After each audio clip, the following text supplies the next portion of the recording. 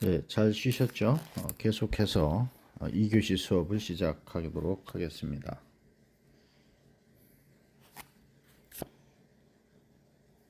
네, 이번 시간에는 수질 오염부터 시작을 해보겠습니다.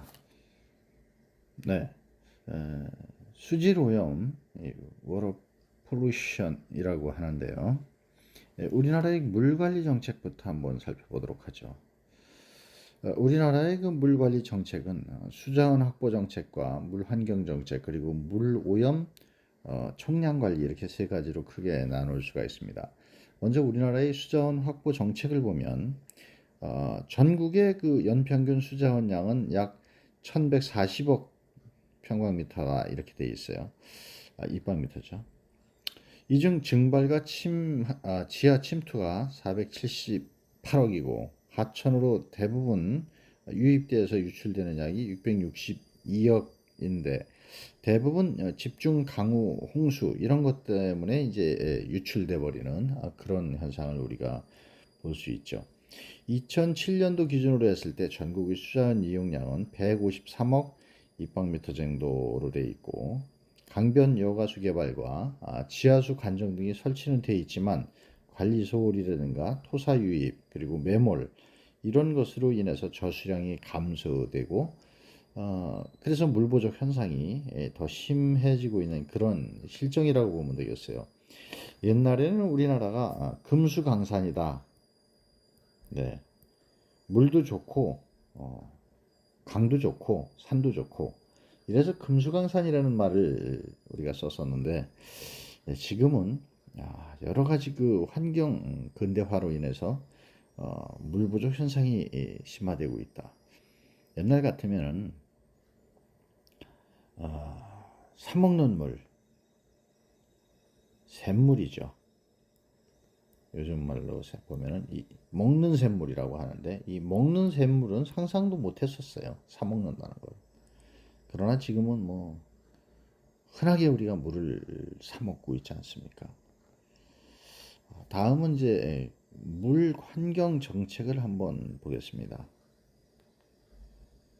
물 환경 정책은 수질 등급 체계를 나눠놨는데 수질 등급을 7등급으로 세분화해서 나눠놓고 하천과 생태 특성은 서식 생물 위관 상태를 추가를 했고요. 또 세 번째 사람 건강 보호 항목으로는 43개 항목으로 강화를 했어요. 그래서 먹는 물 검사는 43개 항목을 기준으로 하고 있어요.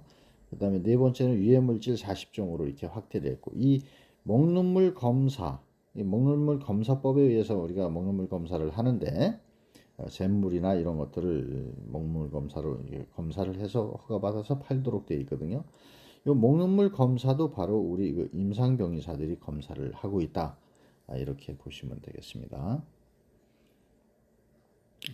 또 수질평가 시행에 대한 것을 보면 수질평가 지표는 우리가 생물 평가 지표를 개발하고 또 부영양화 평가 지표를 개발하고요. 또 퇴적물 관리 기준을 마련하고 물환경 기준에 대한 재정 지침을 마련하고 또 물 측정 및 평가 매뉴얼 작성을 하고 뭐 이런 것들을 물환경 정책의 하나로 보고 있습니다. 다음은 이제 물 오염 총량 관리다. 물 오염에 대한 총량 관리를 어떻게 하냐? 수변 구역이라 해서요. 그 사천에 인접한 수변 지역에 그 축사 공장 상가 설치를 이런 걸 제한을 하죠. 그다음에 수변 구역에 초지를 단계적으로 구입을 해가지고 녹지를 조성하고 생물 서식지, 그다음에 습지를 조성하고 수림대를 조성하고 이런 걸 해서 수변 생태계를 복원을 해가지고 물 오염의 그 영향을 감소시켜 나가는 이런 것들을 물 오염 총량 관리다. 이렇게 보시면 되겠습니다.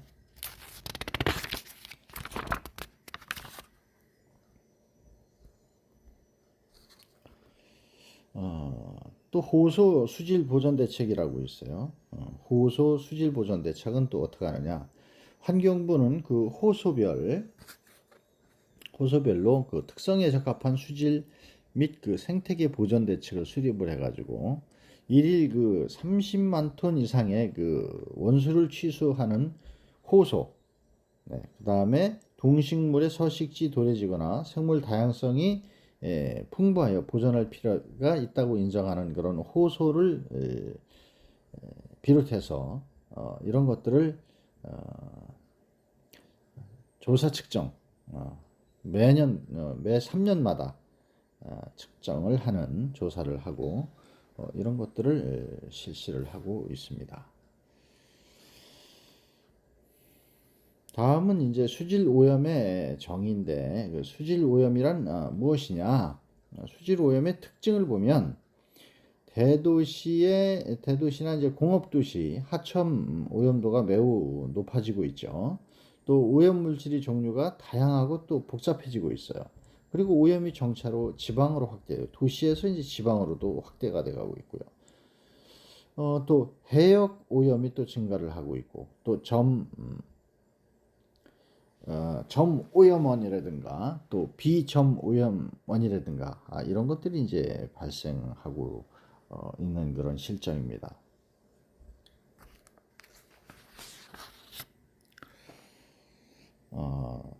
우리가 그 점 오염원, 요 점 오염원하고 또 비점 오염원을 간단히 살펴보면은 점 오염원이라고 하는 것은 그 일정한 장소에서 배출되는 오염원을 의미하는 거예요. 수질 오염원 중에서 보면은 이제 산업 폐수라든가 또 도시 하수, 그 다음에 분뇨, 축산 이런 것 폐수, 그 다음에 발전소로부터 배출되는 뭐 냉각수, 이것도 이제 그 오염원으로 보는 거예요. 그 다음에 이제 비점 오염원이 있는데 요거는 일정한 장소 없이 막 배출되는 그런 거예요. 농경지에서 발생하는 배수, 또 거리 청소할 때 생기죠. 거리 청소할 때 생기는 거, 또 폭우로 인해 가지고 막 뒤집혀 가지고 생기는 이런 배수, 이런 것들이 이제 비점 오염원이다. 이렇게 이제 우리가 이해를 하면 되시고요. 그 다음에 수질 오염의 이제 특징을 한번 보면 수질 오염의 그 물질을 한번 보면은 오염을 시키는 그 물질에는 병원체가 이제 일단 있어요. 뭐 배설물이라든가 뭐 도시하수 이런 거, 가정에 또 오수도 있고, 또 부영양화 물질이 있어요. 이것도 이제 뭐 가정의 하수, 분뇨 이런 것들. 그 다음에 용존산소를 감소시키는 것도 이제 가정하수, 동물 배설물. 이렇게 이제 뭐 가정하수나 이런 것들이 상당히 그 수질을 오염시키는 물질도 되기 때문에 우리가 가정에서 뭐 설거지를 한다든가 이런 것들을 할 때 환경 오염을 생각해서 진짜 우리가 살림살이도 해야 된다는 얘기예요. 그래야지만 수질이 오염되는 것을 막을 수 있다, 예방할 수 있다. 이렇게 이해를 하면 되겠습니다. 또 부영양화 현상을 볼 수가 있는데, 이 부영양화 현상은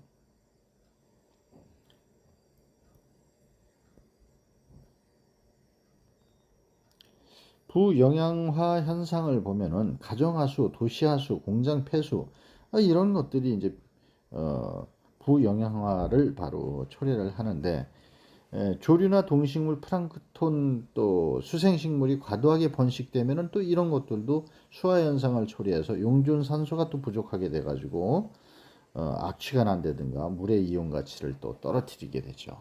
상실하게 된단 말이에요. 물의 그 자정작용 이런 것들을 우리가 이제 살펴볼 수가 있고요. 그러면 이제 수질 오염의 그 영향 우리가 한번 살펴볼 필요가 있겠죠. 수질 오염의 영향을 보면 인체에 대한 영향을 일단 주는 거죠. 인체에는 뭐 미나마타병이라든가 이따이따병 이런 병들을 우리가 수질에서 가져올 수가 있습니다. 이 미나마타병이라고 하는 거는 그 1953년도에서 95년도까지 일본의 그 미나마타시에서 발생한 환자를 대상으로 이렇게 봤는데 2,950명 중에서 555명 정도가 사망을 했어요. 그 해. 그래서 그걸 조사해 보니까 인근 도시공장에서 흘러나온 며칠 수은 폐수에 오염된 어패류를 먹은 사람들이 발병된 것이 확인이 됐어요. 그래서 이걸 갖다가 이제 미나마타병이다. 이렇게 했는데 수은 같은 거는 이제 뇌나 중추신경계에 영향을 주죠. 그래서 신경마비를 일으키고 언어장애나 시청각 기능 장애, 또 팔다리 입술 이런 것들이 통증이나 두통, 또 시력도 약화시키고 그런 것들을 이 미나마타병의 그 증상이다. 또 이따이따이병이라고 하는 것은 또 역시 그 1929년도부터 1946년까지 일본 그 토마현에 있는 그 미치 아연 재련 공장에서 벌인 폐광석에 함유된 그 카드뮴이 지하수로 그 유입돼 가지고 말이에요. 이것이 이제 오염돼서 이 물을 먹은 사람 또 농산물 이런 것들이 이제 카드뮴이 축적이 되죠. 그 농산물에. 그래서 이걸 먹게 되니까 카드뮴 중독 증상을 일으켜 가지고 많은 사람들이 사망을 했었어요. 그 다음에 이런 걸 보면은 이제 경제적 손실이 또 생기는 거고, 토지 오염, 토양 성분 변화시켜서 농작물 접촉 피해가 있게 되고, 또 상수원이 오염돼 가지고 많은 그 보건상 우리 몸에 크나큰 이제 문제를 야기시키고 보건학적으로, 그 다음에 이제 생태계가 또 파괴가 되고, 그래서 부영양화나 뭐 자정작용이 저해되고 악취가 발생하고, 그래서 생태계가 파괴되고, 그 다음에 이제 뭐 기타로 보면 공업용수 오염이라든가 생활용수 오염 이런 피해들을 우리가 볼 수가 있습니다.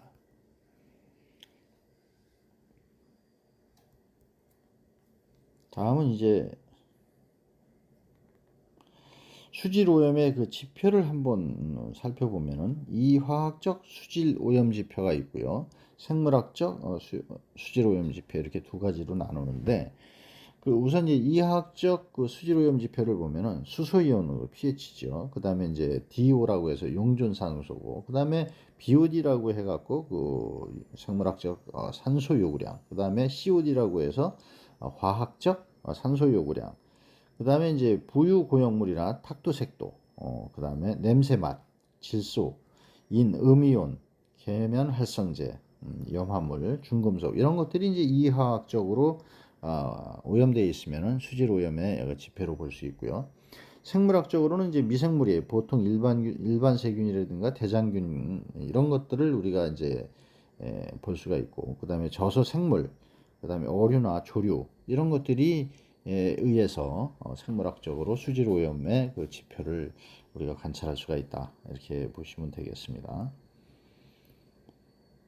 다음은 이제 산업폐수의 종류인데, 산업폐수는 농업폐수, 그 다음에 축산폐수, 그 다음에 이제 광업폐수, 그 다음에 이제 공장폐수 이렇게 이제 크게 네 종류로 나누는데, 보통 이제 농업폐수는 오염이 좀 가볍죠. 비료나 이제 농약 이런 걸 쓰는 거기 때문에. 그래서 이제 수산생물에 영향을 미치는 경우가 이제 조금 있고요. 농약 때문에. 그 다음에 이 축산폐수는 처리가 곤란하고 수질오염이나 악취가 그런 게 원인이 될 수가 있어요. 그리고 처리 후에도 질소나 함유량이 많은 것들이 이제 하천이나 호소, 아까 그 호소 그 늪하고 그 호수를 얘기하는데, 이런데 이제 부영양화를 미치게 되죠. 그래서 이제 오염되게 하는 거고, 광업폐수 같은 경우에는 동이나 카드뮴 이런 그 유해 물질을 함유하는 그런 경우에 농업과 어업에 피해를 크게 미치게 하고요. 공장 폐수 같은 경우에는 뭐 생물학적 산소 요구량이 높은 폐수라든가 이런 폐수들 이런 것들을 배출해 가지고 환경을 오염시킨다, 수질을 오염시킨다 이렇게 보시면 되겠고요. 우리가 PCB라고 있는데, 이 PCB는 동물이에요. 동물, 독극물. 1968년도에 10월 북구주 가네미 창고 주식회사 만든 미각류를 식용한 사람들한테서 중독증이 나타났어요. 그래서 집단적으로 발생해서 사망을 많이 했는데, 이 PCB라는 것이 바로 그 열매체로 사용하는 포리크로네이트 바이페닐이라는 그런 독물이에요. 독극성 물질이라는 거죠, 독물. 그래서 이런 걸로 인해서 PCB는 그 화학적 불활성의 물의 난용이고, 녹지 않고 유기용지에 녹는 이런 것이고, 주로 이제 변압기나 감압 복사지, 윤활유 이런 거에 이제 PCB가 활용이 되고 있고요. 다음에는 그 PCB에 의해서 이제 감염이 오염이 되면 그 임상 증상으로 보면은 이제 어떤 증상이 나타나냐면은 손발톱이 이제 변색이 되고, 또 안질 증가가 되고, 눈, 좌창, 양피진, 주증상으로 이제 식욕이 부진하고 구토나 오염, 관절통, 월경 이상, 체중 감소 이런 것들을 보여주고 있습니다. 다음은 이제 그 합성 세제를 보면은요. 합성 세제 같은 경우에는 뭐 중성, 연성, 합성 이렇게 세 가지로 이렇게 나누는데, 보통 이제 ABS라고 해가지고 알칼리 벤젠 서포네이트다, 그 ABS. 이것이 이제 경성 세제고, 자연수의 그 용존 산소량을 감소시켜서 물의 자정작용을 감퇴시키는 이런 역할을 하고요. 또 연성 세제로는 LAS라고 해가지고 라이너 알킬 벤젠 설포네이트다. 그래서 이거는 부영양화 현상을 또 초래하고요. 그 다음에 합성 세제는 NTA 니트로 트리세틱 애시드라고 해서 이 성분은 인산염을 기재로 한 LAS의 주로 연성여제죠. LAS에 주로 사용되고 있는 이런 것이라고 보겠습니다. 그래서 오늘날에는 인산염을 기재로 한 이 LAS를 주로 많이 쓰고 있죠. 그래서 합성세제를 많이 우리가 생활하는 데 쓰고 있다. 여러분들도 많이 쓰고 있는 것 중에 하나다, 이렇게 보시면 되겠고요.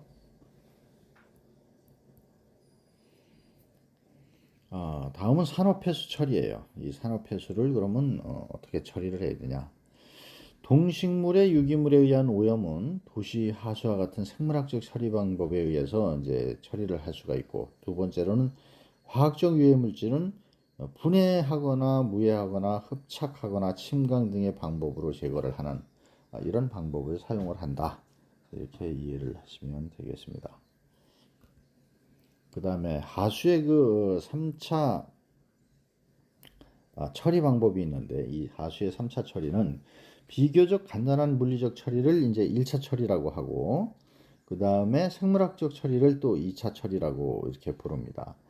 그리고 2차 처리수에 대해서 고도의 각종 처리를 하는 것을 이제 3차 처리라고 하고, 그 다음에 생물학적 처리로 유기질소 화합물은 분해되고 무기화되지만 그 수중의 질소량은 크게 감소하지를 않아요.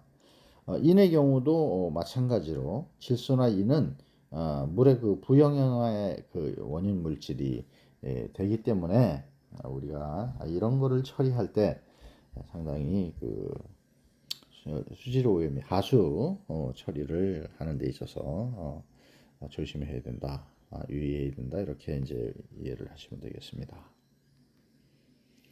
수질 오염을 방지하려면 어떻게 해야 되느냐? 바로 하수도 정비라든가 하수도 처리장을 이제 증설을 하고, 산업폐수 처리 시설을 또 안비해야 되고, 정확한 실태 파악하고 감시도 해야 되고, 폐수 처리 방법의 연구 개발도 해야 되고, 법적으로도 규제를 강화해야 되고, 수질 보존을 위한 교육이나 계몽 이런 것도 우리가 해야 되겠죠.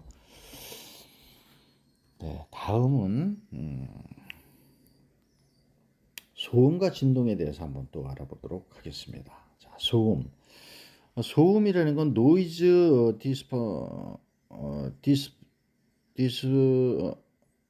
디스터번스라고, 이건 불쾌한 음이라든가, 또 듣기 싫은 소리, 또 일상생활을 방해하는 소리, 뭐 생리적 변화를 주는 소리, 청력을 장애하는 소리, 인간 생활에 유해한 작용을 하는 소리로는 또 기계기구 시설 이밖에 물체의 사용으로 인해서 발생하는 강한 소리들, 경쾌한 음악도 어떤 사람한테는 소음이 될 수가 있죠.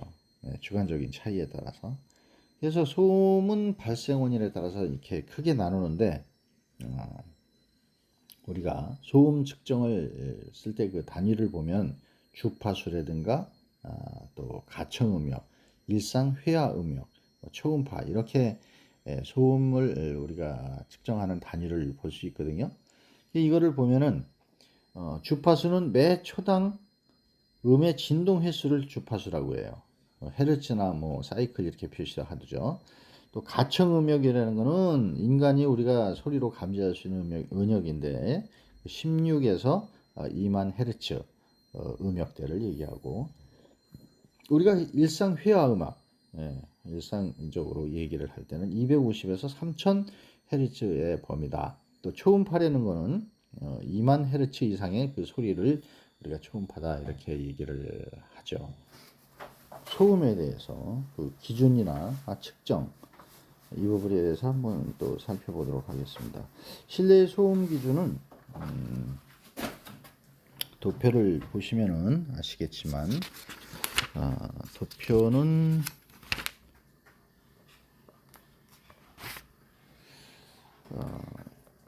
보정계라고 해갖고 20에서 30, 30에서 60, 70 이렇게 되어 있는데, 이 대상 실별로 보면은 뭐 침실 이럴 때는 2, 30, 그 다음에 상점 같은 데는 30, 또 지적 그 작업 요구되는 그런 곳에는 이제 40 정도. 그 다음에 40, 50은 큰 레스토랑이나 뭐 체육관. 그 다음에 5, 60은 큰 타이프실. 뭐 60은 통상 이제 사무실의 평균적 한계. 그 다음에 60 이상 70은 작업장이 이제 실내의 소음 기준이다. 참고적으로 아시기 바랍니다. 다음은 실내 소음 기준을 보게 되면은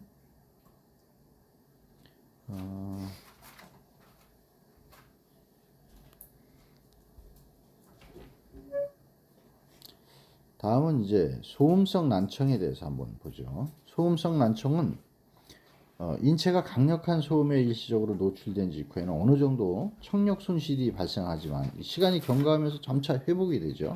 이런 현상을 우리가 이제 볼 수 있는데, 소음성 난청은 3000에서 6000 그 헤르츠의 고주파음에 대한 청력 손실로부터 이제 나타나기 시작하고요. 오디오그램 상의 그 소음성 난청 진행 과정을 보면은 4000Hz에서 청력 손실이 심해져 가지고 소음성 난청의 초기 증상을 보이게 되는데, 이런 현상을 오디오그램 C5 딥 현상이다, 이렇게 표현을 하고 있습니다. 다음은 소음의 그 영향을 우리가 살펴볼 건데요. 소음의 영향은 55에서 59dB이 상업지역이나 공업지역이고, 그 다음에 50dB은 주거지역, 또 45에서 49dB는 병원이나 요양시설, 그 다음에 35dB는 야간은 35dB 이상에서도 수면 방해를 일으키지만 보통 우리가 35dB를 이제 조용한 그런 그 소음의 영향 정도다, 이렇게 보시면 되겠습니다. 다음은 소음 발생원을 한번 볼게요. 소음 발생은 소음 발생원에 대한 대책을 보면은, 공장 소음 같은 경우에는 발생음이 적응기를 사용해야 되겠죠. 또 심야 작업 및 이른 아침에 이제 작업을 한다든가, 또 소음기를 부착한다든가,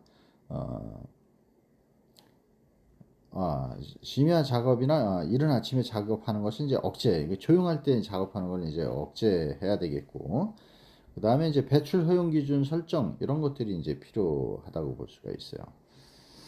그 다음에는 이제 건설 소음인데, 건설 소음 같은 경우는 특정 공사의 그 사전 신고라든가 규제 지역 설정, 또 규제 기준 설정을 폭약하고 하고, 그 다음에 폭약이나 이런 거를 사용 규제를 하고, 또 무음 해머 이런 걸 사용하게 하고, 방음 시설 이런 것들을 만들어서 건설 소음을 줄이는, 보통 우리가 이제 그 아파트 같은 데도 다른 층에서 뭐 수리할 때 우리가 이거 수리하니까 이해를 해 주십시오 이렇게 해서 그 안내 공고문도 이렇게 엘리베이터에 붙이고 그러는 거 여러분들 경험하셨을 거예요.